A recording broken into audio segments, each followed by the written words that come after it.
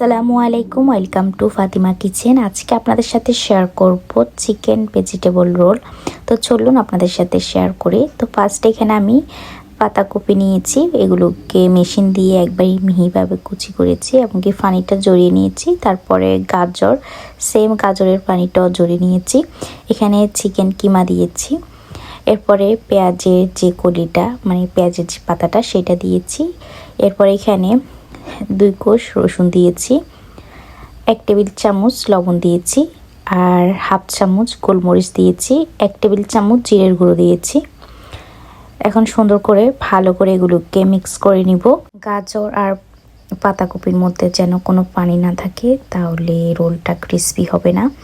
তো এদিকে আমি শিট নিয়েছি, তো এটা হালাল শিট নিয়েছি আমি, সাইন দেওয়াই আছে হালাল সাইন। তো এদিকে আমি একটা শিট ওপেন করে নিয়েছি। এখন কিভাবে করতেছি অবশ্যই আপনারা দেখতে পারতেছেন।